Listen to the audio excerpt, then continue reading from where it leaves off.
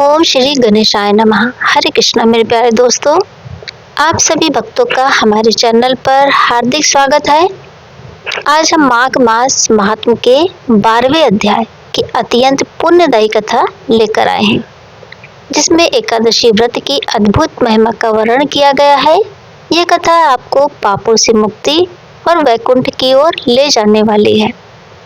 यमदूत कहने लगे, हे वैश्य, जो मनुष्य किसी भी कारण से अनजाने में भी यदि एकादशी का व्रत कर लेता है, वह कभी दुखों को प्राप्त नहीं होता। प्रत्येक मास की दोनों एकादशी भगवान पद्मनाभ के पावन दिन होते हैं। जब तक मनुष्य इन दिनों में व्रत नहीं करता, तब तक उसके शरीर में पाप निवास करते रहते हैं। हजारों अश्वमेघ यज्ञ और सैकड़ों वाजपेयी यज्ञ भी एकादशी व्रत की 16वीं कला के बराबर नहीं है। एकादशी के दिन व्रत करने से 11 इंद्रियों से किए गए सभी पाप नष्ट हो जाते हैं। गंगा, गया, काशी, पुष्कर, कुरुक्षेत्र, यमुना और चंद्रभागा जैसे पवित्र तीर्थ भी एकादशी के समान पुण्यदायी नहीं है।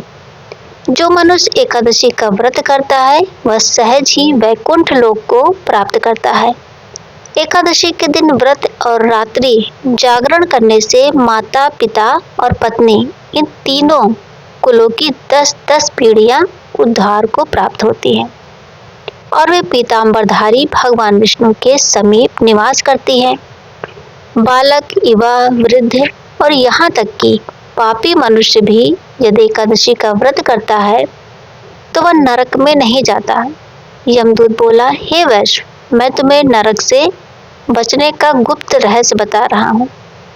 मन, कर्म और वचन से किसी भी प्राणी का अहित न करना, इंद्रियों को वश में रखना, दान देना, भगवान की सेवा करना, नियम पूर्वक वर्ण आश्रम धर्म का पालन करना, इन कर्मों से मनुष्य नरक से बचा रहता है। स्वर्ग की इच्छा रखने वाला मनुष्य यदि निर्धन भी हो, तो भी जूता, छाता, अन्य धन या जल, जो कुछ भी संभव हो, दान करता रहे।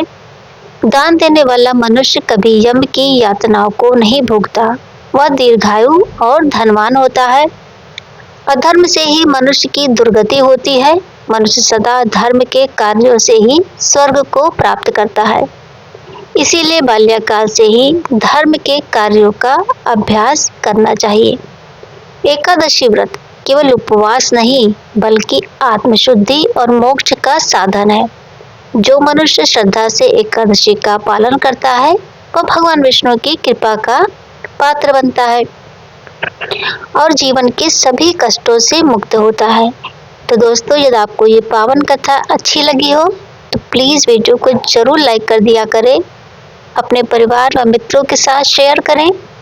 चैनल को सब्सक्राइब करना बिल्कुल भी न भूलें, ताकि ऐसी और भी धार्मिक कथाएं आप तक पहुंचती रहें। तो फिर मिलते हैं अगले वीडियो में। तब तक के लिए जय श्री कृष्णा दोस्तों।